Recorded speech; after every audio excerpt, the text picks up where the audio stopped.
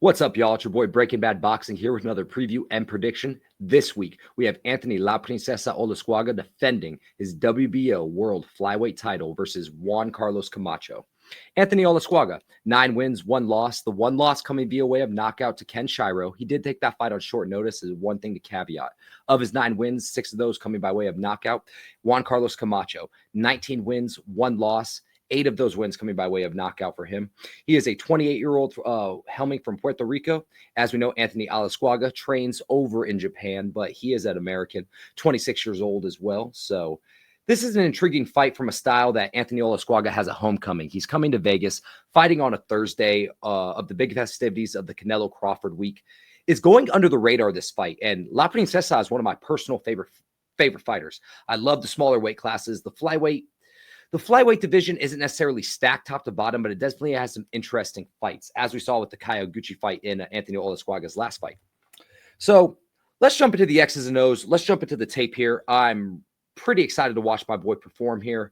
And this prediction is going to be a little bit quicker and to the point here. It was a little bit harder for me to find tape on Juan Carlos Camacho. The tape I was able to find here was the Jason Mama fight, Jesus Morales fight, and and the Marvin Solano fight. The Marvin Solano fight's from 2021, and I really hate going back and digging that deep for tape, but I could find what I could find. So let's jump right into it here. All right, y'all, let's get into the tape of the contender, Juan Carlos Camacho. Versus Josue Morales. He had a great straight right to the body. Every time he had Morales held against the ropes, he would unleash on the body and just bang out the drum consistently. Camacho is very limited when he enters the pocket, very limited in his setups, but when he does enter the pocket, he lets his hands go. He does walk into range very irresponsibly, though. He's flat-footed, but he loves to brawl, and he's very comfortable in the brawl. He has limited, but not necessarily non-existent head movement. He has a little bit of head movement, just doesn't use it as much as you would like to see. In the last 25 seconds of round 6 against Morales, he landed over 10 body shots, just consistently beating on that body. He has a little bit of a jab, but he rarely uses it. It's very limited in his fight game. Morales, who is offensively limited, had way too much success against Camacho. Punching through Camacho's guard, catching Camacho when he was coming in. This fight really was rinse and repeat. It was Jose Morales fighting on the back foot and trying to punch through his guard when he was trying to go forward off his back foot. Let me restart that. All right, y'all, let's get into the tape of the title challenger, Juan Carlos Camacho. Juan Carlos Camacho versus Josue Morales. He had a great straight right to the body on Morales. He was banging the drum early and often, stayed on his body. Juan Carlos Camacho has very limited entrances and very limited setups, but when he does get inside, he stays on that body. He works it early and he works it often and he works it all 10 rounds. Josue Morales, who's really offensively limited, seemed to have a bit too much success for my liking versus Juan Carlos Camacho, punching through his guard, punching with sweeping hooks, landing to the body, even though he's very limited in body punching. Josue Morales is himself. Flat-footed is Juan Carlos Camacho, but he's very, very comfortable in a brawl, and he invites the brawl, and he's okay with it. He has that Mexican-style heart where he's willing to brawl and willing to forward pressure pace, but he doesn't have an overly high volume sense like a typical Mexican fighter would too as well. This fight was really rinse and repeat. It was Jose Morales fighting on the back foot, punching through his guard when he had moments. And it was Juan Carlos Camacho trying to corner him against the ropes and bang out the drum, meet him in the middle of the ring and bang out the body. So this fight, again, rinse and repeat here for you. Jose Morales, I'm pretty familiar with him from my Angelino Cordova tape of him too as well. And he's been in there with a lot of tough fighters. Let's talk about the Marvin Solano fight, which is from 2021 here. Marvin Solano here. You had Juan Carlos Camacho, who stayed on the body, had a good straight right to the head in this fight, which I actually thought was really nice. Marvin Solano is limited offensively, but a little bit more defensive-minded than Josue Morales is with cutting the angles. Juan Carlos Camacho was able to stay on the body early and often. I did think Solano actually won this fight. I gave him to him edging this fight. I believe it was 5 rounds to 3. Solano here for you. Solano had trouble keeping his back off the ropes against Camacho, and against Camacho, you really can't do that because Camacho has a good variety of body punches. When your back is against the ropes, he throws everything in the kitchen sink. I think when it comes to Camacho, he had good 8-round pace. He never slowed his feet once in this case. Again, he's flat-footed, but he kept coming forward like an engine all fight. Limited volume, like I stated here. One thing, though, about Juan Carlos Camacho, he is slow, mate. He is Not an overly athletic fighter. It doesn't seem to be over fleet of foot, and his hand speed is very questionable. Let's talk about the Jason Mama fight. This is a win on Camacho's record, but really this should be a loss. I scored this fight 6-4 for Jason Mama, and 2 of those rounds he had knockdowns in. So I had no idea on planet Earth how they scored it for him. Camacho had really struggled to turn his defense into offense. He was either going backwards in a straight line or going forward in a straight line, and there was no in-between ground here for it.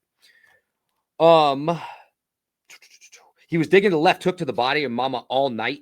He loaded up from Tennessee in round 3 and got dropped. It was more of a flash knockdown, but he loaded up with a right hook from Tennessee. Mama saw it, gauged it, and dropped him in round 3. Flash knockdown didn't necessarily hurt him, but in round 9, you saw him throw a lunging left hook. Left his bacon, got cracked with a right hand from Mama. Got dropped again in round 9, and that one he actually was hurt in. A big problem I have with Juan Camacho, is that he leaves his base and he lunges far too often. Again, he stays on the body early and often, but he was having problems with Mama's jab, and Mama was jabbing his face off all night. So what do I like about Juan Carlos Camacho? I like that he stays on the body. I like that he stays on the body early and often. Not over volume and pressure, but when he stays inside and he gets inside on you, he will punch. He's limited from the mid-range and he's limited from the outside. He's very hittable and he's very slow. But he's tough, he's gritty, he has good shape and cardio for 8 to 10 rounds. And another thing, too, as well, he has good recovery, because we saw in the 9th round against Mama when he did get dropped is that he didn't quit on himself. He seemed back to normal, and he came on strong in the 10th round. I actually gave him winning the 10th round, too, against Mama. So good recovery and base in there. Now let's talk about Anthony Olascuaga here, the title holder himself. Against Kano, 3-round destruction. What a scrap that 3-round was, too. I shouldn't say destruction just because Kano had plenty of moments in this fight here. He made Kano pay every time he was entering. Every time he leaned over, Olascuaga was catching him with the uppercut. La Princesa on the inside was just letting his combinations flow. Sick variation of uppercuts to the body and the head. Kano was pressing, and he was catching Anthony Olascuaga while he was entering. Olascuaga had limited head movement in this fight, and when he was exiting with his guard down, which I didn't love to see. Anthony Olascuaga was using his left hook to sweep Kano into his right uppercut, and he kept doing it all night, rinse and repeat. It was absolutely beautiful. With 6 seconds of round 1 left, Anthony lost his base and overthrew, which can be a problem against elite boxers because we see Anthony Olascuaga lose his base quite often there. My handwriting was so bad, I almost couldn't even read it, so sorry about that. Anthony Olascuaga is definitely willing to firefight, which, as we know with Camacho from what I said in his last fight, they're going to stand and brawl. It's almost an undeniability that they're going to stand and brawl. It won't take long. I'll say within 2 rounds, they're going to be standing and meeting and throwing fire within the first 2 rounds. Anthony Olascuaga, I love how he punches around opponents' elbows, punches through their guard, and finds the sneaky tiny holes through their guard. Anytime an opponent flares, punches right with uppercuts, right around through the kidneys. I just love the way Anthony Olascuaga finds ways to manipulate guards and punch through them. Anthony Olascuaga digs to the body early and often. He was punching under Kano straight punches to dig to the body. In round 3, he started shifting Kano just 20, 30 degrees, just shifting him just enough, getting his head just off a line too as well. And my favorite thing about Anthony Olascuaga possibly is his change of speed. We saw in round 3 that started the shovel hook to the body. That what I thought was a shovel hook to the body was really a clipping shovel hook uppercut to the chin. He threw out a very lazy right hand to probe the range. He picked it up maybe 10% if I had to put an anecdotal number on it in the speed, and then threw a fastball shovel hook. Caught him just on the clip, ended the fight. That's all she wrote here. I really enjoyed this performance here from him. The Bamba Gonzalez fight, I'm really depressed that it went the way that it did. If you go to BoxRec, you see a round 1 knockout for Anthony Olascuaga, but then if you go and watch the fight, then you know. They had a head clash early in round 1. Olascuaga landed a sweeping right to the body that I do think bothered Bamba Gonzalez. And then Bamba Gonzalez complained to the ref that his eye was bothered from the head clash, and they gave him a round 1 knockout. I think he thought he was either going to get a no contest. I thought he was going to get a no contest on that one.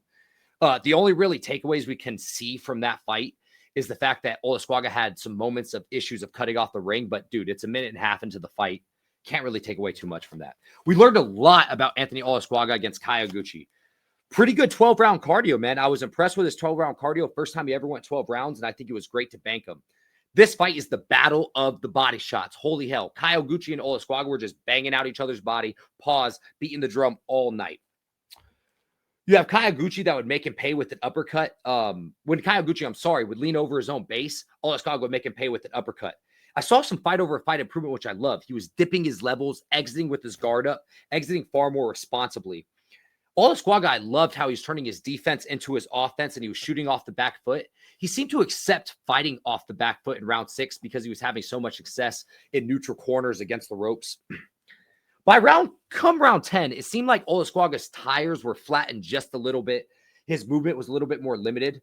But then we see in round 11, in a minute and 30 seconds, man, he lands that leaping shovel left uppercut that drops Kayaguchi. And Kayaguchi gets up, shakes his head. He's like, that was a clean one. That was a good one.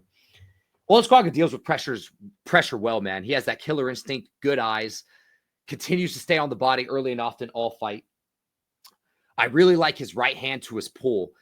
Instead of his pull right hand, it's right hand, then he pulls off of it, and then he looks to counter off of that. So Olascuaga is a sneaky fighter, has a really good arsenal. I think he has a weakness to left hands, as we saw against Kayaguchi, and he can definitely take plenty of body shots, which will be interesting for the Camacho fight. As we know, Camacho stays on the body early and often. I went and watched a little bit of that Magramo tape. Magramo, man, OG customer, been in there with some of the best of them too as well. This fight here, man, the knockout he had against Magramo where he just went through the gears. This is a fight that I love because I got to see Anthony Olascuaga's gears. Again, listen on BoxRec is an 8-round fight for whatever reason. The fight got stopped in the 7th, but it was a 10-round fight. And we saw Anthony Olascuaga start to pick up the gears 5th, 6th, 7th round. And when he had Magramo start to slow and you definitely knew Magramo, the ending was coming, he really put it on him too. So what do I like about Anthony Olascuaga here? I love his punch variation. I think he has good stop and start. He can punch at all levels too as well, mid-range, long range, even though he's more of an inside brawler fighter too. He can go 1st and 3rd, he can go 2nd and 4th, and he can punch with you. I think he's great at turning his defense into offense. I think it's one of his better tools, and his body punching is absolutely hellacious. What do I dislike about him? He's too willing to trade. He's too willing to brawl. He can be flat-footed at times. He has issues cutting off the ring. I think he's susceptible to his own body punches himself. He's susceptible to sweeping left hands too as well. So how do I see this fight going? Quite frankly, guys, the under 8.5 rounds is a gift. It's an absolute gift. If you can get Olascuaga rounds 1 through 6, that's also a great play. I saw on ESPN Bet today that Anthony Olascuaga rounds 1 through 3 is a plus 950 odds. I think Kano's tougher. I think Kano's the better boxer, not more durable than Camacho because we've seen Kano finish. What's funny is I just realized I've been calling Camacho a Mexican boxer and he's Puerto Rican. So I apologize on that. The fact that I'm even getting that mixed up. So if you've gotten this far, please note that I did mess that up and I will be leaving a comment about that. My point is I think Anthony Olascuaga is going to get him out of there early and often. Camacho is going to be way too willing to invite a brawl, fight on the inside. He's going to enter the pocket too irresponsibly, and Olascuaga is going to make him pay. Olascuaga gets him out of there rounds 1 through 6. I'm going to take a stab at rounds 1 through 3. I'm very confident in the under 8.5 rounds. So with that being said, y'all, it's love, it's peace, it's chicken grease. Hope you guys have a great night.